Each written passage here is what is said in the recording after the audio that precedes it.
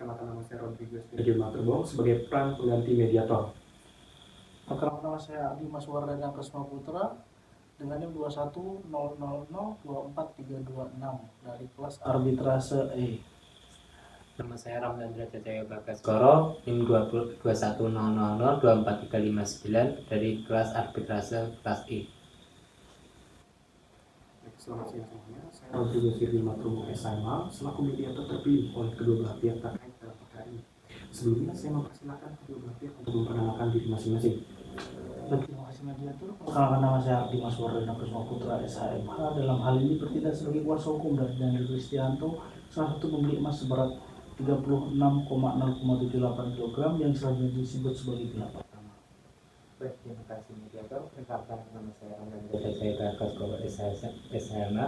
Dalam hal ini sebagai kuasa hukum dari Deni Kalimalang selaku penjual. Selanjutnya disebut pihak kedua.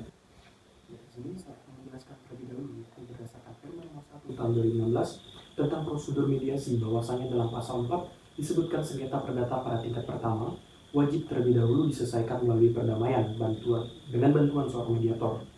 Mediasi sendiri adalah proses penyelesaian sengketa antara para pihak berperkara dengan bantuan pihak ketiga yang netral dan tidak memihak sebagai fasilitator, di mana keputusan untuk mencapai suatu kesepakatan tetap diambil oleh para pihak berperkara itu sendiri. Mediator tidak memiliki kewenangan memutus atau memaksakan sebuah penyelesaian. Saya akan menjelaskan tata cara mediasi. Dalam hal ini, saya selaku mediator akan bersikap netral dan hanya memberikan waktu kepada kedua belah pihak untuk merundingkan duduk permasalahannya. Saya akan mencari kesepahaman antara kedua belah pihak. Saya juga akan menentukan jadwal agenda pembicaraan dalam hal ini perundingan kesalahpahaman yang terjadi dalam perkara ini. Dan apabila negosiasi menghasilkan kata sepakat dari kedua belah pihak, maka nanti akan dibuat akta perdamaian menyatakan musyawarah ini selesai dan berakhir dalam mediasi. Baik, bagaimana dari kedua belah pihak? Apakah setuju? Setuju. Baik, kita mulai saja mediasi pada hari ini. Pertama-tama saya ingin mendengarkan duduk perkara yang dimulai dari pihak pertama terlebih dahulu. Baik, terima kasih mediator. Jadi permasalahan ini bermula pada Selasa 25 Februari 2018 telah terjadi perjanjian jual beli emas antara klien saya Daniel Kristianto dengan Deni Kalimalang selaku penjual atau selanjutnya disebut sebagai pihak kedua. Yang pertama, bahwa PT Goldland adalah sebuah perusahaan yang berorientasi pada hasil tambang emas, sehingga salah satu jenis usahanya adalah menjual emas batangan. Dan untuk itu telah membuka butik emas Goldland di Surabaya, Gedung Medan Pemuda yang juga dikenal dengan butik emas GL di Surabaya, Gedung Medan Pemuda lantai 2 Jalan Pemuda nomor 27/31 Genteng, Surabaya, Jawa Timur. 2. Bahwa pada bulan September 2018 dilakukan penawaran dengan promosi yang menarik oleh karyawan pihak kedua kepada pihak pertama di kantor pihak kedua atau butik emas Goldland di Surabaya, Gedung Medan Pemuda yang juga dikenal dengan butik emas GL di Surabaya, Gedung Medan Pemuda lantai 2 Jalan Pemuda nomor 27/31 Genteng, Surabaya, Jawa Timur, yaitu adanya penawaran usaha bisnis jual beli emas batangan yang disediakan oleh dan diperjualbelikan secara online oleh pihak kedua. 3. Bahwa atas penawaran yang menarik tersebut telah menggerakkan hati pihak pertama untuk mencari informasi lebih lanjut dengan mendatangi kantor pihak kedua, khususnya tentang tata cara dan atau proses jual beli emas batangan yang diperjualbelikan secara online oleh pihak kedua, termasuk informasi cara pembelian, perolehan keuntungan, serta tata cara menjual kembali emas batangan yang telah dibeli dimaksud di kemudian hari apabila diperjualbelikan kembali kepada pihak ketiga atau dijual kembali langsung kepada pihak kedua. 4. Bahwa kemudian penggugat telah melakukan transaksi pembelian beberapa kali emas batangan dengan PT Goldland, disebut juga PT GLTBK, unit bisnis pengolahan dan pemurnian logam mulia atau pihak kedua dengan transfer ke rekening pihak 2 PCA nomor 413/3005393 dan pembayaran tunai melalui pihak 1 pelunasan kemudian diterbitkan faktur oleh pihak 2 yang disebut atau diserahkan melalui pihak pertama yang telah berlangsung lancar dan baik. 5. Bahwa kemudian pihak pertama telah melakukan pembelian emas batangan dan telah membayar lunas serta telah diterbitkan faktur pembelian emas batangan oleh PT Goldland, unit bisnis pengolahan dan pemurnian logam mulia, Jalan Raya Bekasi, Bekasi kilometer 18 Pulau Gadung, Jakarta 13010, atau pihak kedua, yang mana faktur tersebut dibuat atau diserahkan langsung oleh pihak kedua. 6. Bahwa berdasarkan ketentuan pasal 1457 Perdata disebutkan pasal 1457 KUH Perdata, jual beli emas adalah suatu persetujuan dengan mana pihak yang satu mengikatnya dirinya untuk menyerahkan suatu barang dan pihak yang lain untuk membayar harga yang dijanjikan. 7. Bahwa kemudian yang dipersoalkan terhadap sengketa aku adalah yaitu adanya pembelian emas batangan yang dilakukan pihak pertama dan telah dibayar lunas kepada PT Goldland unit pengolahan dan pemurnian logam mulia atau selanjutnya disebut sebagai pihak kedua pada tanggal 25, 26, dan 31 Oktober 2018 dengan total pembelian seberat 36,078 kg emas batangan. Akan tetapi sampai dengan saat ini PT Goldland unit bisnis pengolahan dan pemurnian logam mulia atau pihak kedua belum menyerahkan emas batangan seberat 36,078 kg kepada pihak pertama. Oleh karenanya secara hukum sudah sepatutnya pihak kedua secara tanggung-tanggung harus dihukum untuk menyerahkan emas batangan kepada pihak pertama seberat 36,078 kg yang telah dibayar lunas secara segera dan sekaligus. 8. Bahwa terhadap pembelian emas batangan seberat 36,078 kg yang telah dibayar lunas oleh penggugat kepada PT Goldland unit bisnis pengolahan dan pemurnian logam mulia atau pihak kedua juga telah dikonfirmasi ke kantor PT Goldland pada Jakarta pada tanggal 21 Januari 2019 jam 14.45 yang saat itu telah bertemu dengan Bapak Yosef selaku pejabat yang berwenang dan mengurusi langsung terkait jual beli emas batangan di kantor Pulau Gadung, Jakarta untuk menanyakan konfirmasi pemberian lunas atas pembelian emas batangan seberat total 36,078 kg dan saat itu Bapak Yosef telah secara tegas membenarkan dan mengakui bahwa pembayaran yang dilakukan oleh pihak pertama melalui transfer uang benar telah diterima semuanya dengan baik oleh pihak kedua, termasuk uang yang dibayar secara tunai oleh pihak pertama sebagai faktur yang telah diterbitkan diserahkan melalui pihak kedua. 9. Bahwa sampai dengan saat ini emas batangan yang diperjanjikan belum juga diserahkan kepada pihak pertama, atau dengan kata lain pihak kedua atau PT Goldland telah melampaui batas waktu H+2 sampai dengan H+4 hari kerja sesuai janji atau ketentuan dalam pembelian online yang disampaikan oleh pihak kedua selama ini, sehingga perbuatan pihak kedua dapat dikategorikan sebagai perbuatan ingkar janji atau wan prestasi sebagaimana diatur dalam pasal 1243 KUH Perdata. Oleh karena itu sudah selayaknya pihak kedua tanggung renteng harus dihukum untuk menyerahkan emas batangan seberat 36,078 kg kepada pihak pertama yang sudah membayar lunas secara segera dan sekaligus. Baik, terima kasih atas pemaparannya. Selanjutnya bagaimana dengan sisi pihak kedua?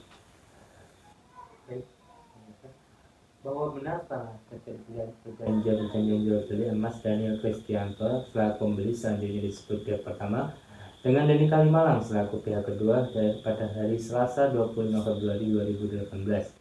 Bahwa benar barang yang diperjualbelikan adalah yang pertama, bahwa PT Goldland adalah perusahaan yang berorientasi pada hasil tambak emas, sehingga salah satu jenis usahanya adalah menjual emas batangan.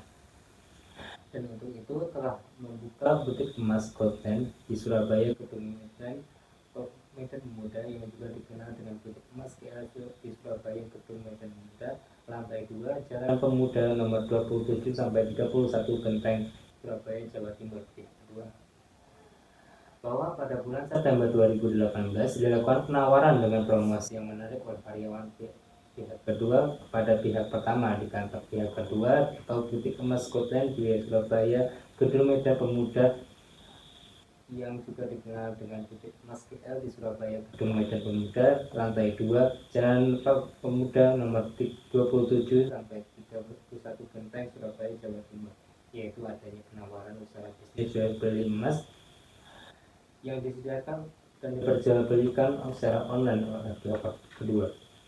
Yang ketiga, bahwa kemudian penggugat telah melakukan transaksi pembelian beberapa kali emas batangan dengan PT Kutan, disebut juga PTK, unit bisnis pengolahan dan pemurnian logam mulia atau tergugat 2 dengan transfer rekening tergugat 2 BCA nomor 413005393 dan pembayaran tunai melalui tergugat 1 pelunasan, kemudian diterbitkan faktur oleh tergugat 2 yang dibuat atau diserahkan melalui tergugat 1 yang telah berlangsung lancar baik.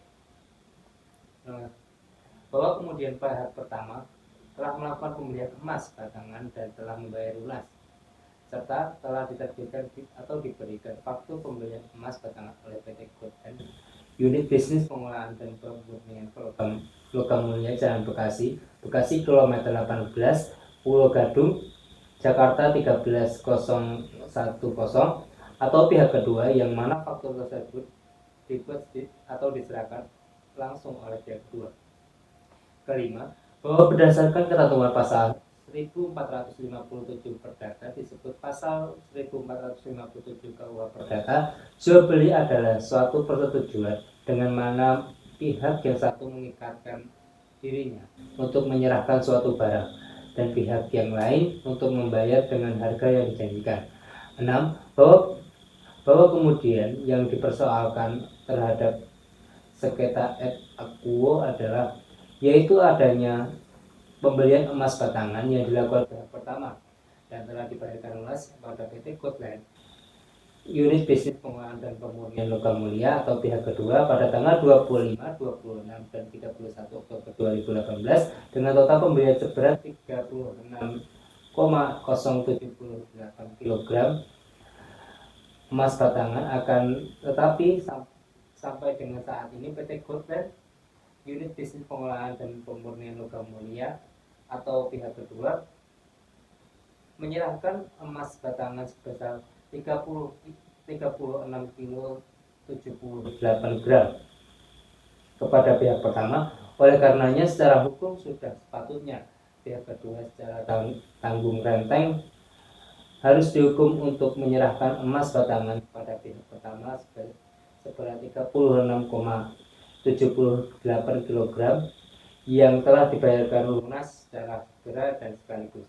Yang ketujuh, bahwa terhadap pembelian emas batangan sebesar 36,78 kg yang telah dibayar lunas oleh penggugat kepada PT Kotland, unit bisnis pengolahan dan pemurnian logam mulia atau pihak kedua juga dikonfirmasi ke kantor PT Kotland Jakarta pada tanggal 21 Januari 2018 jam 2.45 yang saat itu telah bertemu dengan Bapak Yosef selaku pejabat yang berwenang untuk mengurusi langsung terkait jual beli emas batangan di kantor Pulau Gadung, Jakarta untuk menanyakan atau mengkonfirmasi pembayaran lunas atas pembelian emas batangan sebesar 36,78 kg. Dan saat itu Bapak Yosef telah tegas membenarkan dan mengakui bahwa pembayaran yang dilakukan oleh penggugat melalui transfer uang telah diterima semuanya dengan baik oleh pihak kedua, termasuk uang yang dibayarkan secara tunai oleh pihak pertama sebagaimana faktur yang diterbitkan dan diserahkan melalui pihak kedua. Namun di sini saya ingin menjelaskan bahwa sesungguhnya pihak kedua tidak berniat melakukan malversasi. Adanya keterlambatan pembayaran dikarenakan situasi yang berlangsung, yaitu musibah yang mengakibatkan kerugian pada pihak kedua adalah hal ekonomi. Oleh karena itu pihak kedua menginginkan adanya musyawarah atau mediasi untuk membuat kesepakatan baru inovasi yang kemudian disetujui oleh pihak pertama. Baik, terima kasih kepada kedua belah pihak yang berperkara. Jadi atas penyampaian yang diberikan oleh kedua belah pihak barusan, saya dapat menyimpulkan bahwasanya permasalahan terkait perjanjian jual beli emas pada tanggal 25 Februari 2018 bertempat di Jalan Raya Bekasi, kilometer 18 Pulau Gadung, Jakarta 13010 antara pihak Daniel Kristanto dan Denny Kalimalang dikarenakan tidak terpenuhnya pembayaran sesuai dengan waktu yang disepakati oleh perjanjian, yang dimana hal tersebut dilakukan oleh pihak kedua dengan alasan berlangsungnya musibah yang mengakibatkan kerugian pihak kedua sehingga pihak kedua tidak bisa melaksanakan transaksinya. Bukan begitu para pihak? Iya, betul sekali Pak. Baik, mungkin langsung saja ke tawaran yang akan diberikan langsung oleh masing-masing pihak dalam perkara ini. Setelah itu saya selaku mediator akan mencoba memahami keinginan-keinginan para pihak dan memberikan tawaran saya terhadap kasus ini. Dimulai dari pihak pertama dulu. Baik, terima kasih mediator. Adapun tawaran yang saya berikan yaitu satu, yang pertama, bahwa kerugian yang ditimbulkan akibat pihak kedua tidak melaksanakan kewajiban. Poin satu, denda yang ditimbulkan akibat tidak melaksanakan kewajiban terhitung sejak tanggal 31 Oktober 2018 sampai dengan 25 Februari 2020 sebesar 1.866.205.440 rupiah. Poin dua, bahwa ketidakpastian dari pihak kedua menjadikan emas tersebut tidak produktif dan menyebabkan kerugian imaterial bagi pihak pertama, yakni dengan mempertimbangkan kenaikan harga emas yang signifikan. Yang kedua, bahwa pihak kedua telah melanggar pasal 5 ayat 3 sebagaimana yang telah ditulis dalam perjanjian, maka kami selaku pihak pertama memberikan kesempatan kepada pihak kedua untuk menyelesaikan kewajiban memberikan hak daripada pembelian emas dari pihak pertama dengan denda sebesar 1.866.205.440 rupiah. Ketiga, bahwa pihak kedua harus membayar denda sesuai dalam isi perjanjian bahwa setiap keterlambatan adalah sebesar 0,5% per bulan dan pihak kedua telah terlambat memberikan hak terhitung sejak 25 Oktober 2018 sampai dengan 25 Februari 2020 yaitu sebesar 1.866.205.440 rupiah. Yang keempat, bahwa denda tersebut dimaksud adalah sesuai dengan perjanjian dalam perjanjian jual beli yaitu 0,5% per bulannya pada setiap keterlambatan, bahwa diharapkan pihak kedua memberikan hak daripada pihak pertama sampai dengan 10 Maret 2020. Baik, selanjutnya yaitu penyampaian tawaran oleh pihak kedua. Baik, terima kasih. Penawaran dari pihak kami dengan mempertimbangkan segala aspek yaitu sebagai berikut. Yang pertama, bahwa klien kami pihak kedua mengajukan pembayaran denda sesuai dengan yang tercantum dalam surat perjanjian, yakni terhitung sejak tanggal 31 Oktober 2018 sampai 25 Februari 2020 sebesar 1.866.205.440 rupiah. Yang kedua, bahwa pihak kedua menginginkan supaya harga emas tetap sama sesuai dalam surat perjanjian jual beli.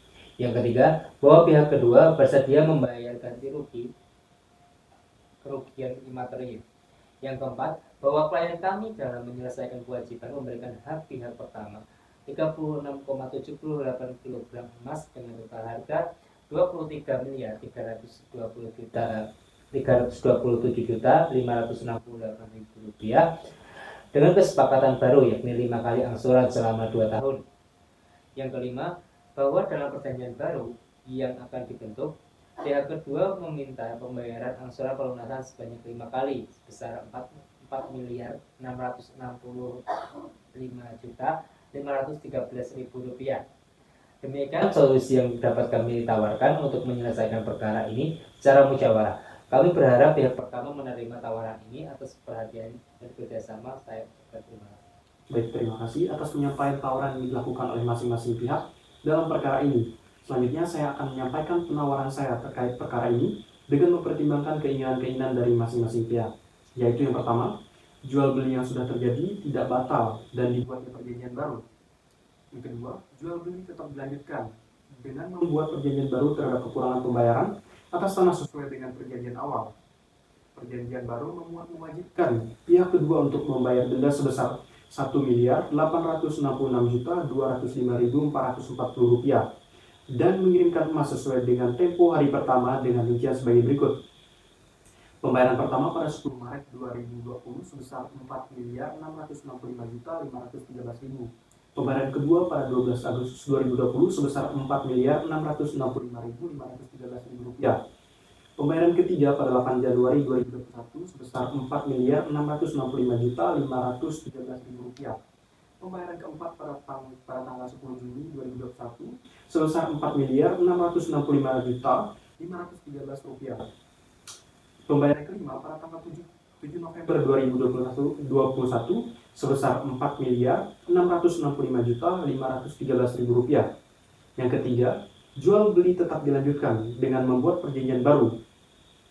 Poin pertama, karena adanya force majeure yang memicu pihak kedua tidak melakukan prestasinya, sehingga dari alasan tersebut tidak ada pihak yang diwajibkan membayar ganti rugi kepada pihak lain karena ulang prestasi. Poin kedua, apabila masing-masing pihak setuju akan dibuat ulang perjanjian kerjasama, berarti dalam hal ini juga akan dilaksanakan penandatanganan akta perdamaian yang menyatakan bahwa mediasi yang berakhir damai. Bagaimana para pihak? Baik, saya setuju. Untuk tempat dan waktunya, menurut para pihak bisa dilaksanakan di mana dan kapan? Mungkin bisa dilaksanakan pada 25 Februari 2020 bertempat di kantor Badan Arbitrase Dagang Indonesia atau yang disebut BADI. Baik, bagaimana dari pihak pertama? Baik, saya tidak masalah. Baik, di sini saya akan menegaskan bahwa mediasi berakhir dengan damai. Agenda hari Rabu 25 Februari 2020 akan dibuat ulang perjanjian jual beli serta dilakukan penandatanganan akta perdamaian yang menyatakan bahwa mediasi berakhir damai. Baik, terima kasih kepada kedua belah pihak yang telah melaksanakan proses mediasi secara baik. Terima kasih.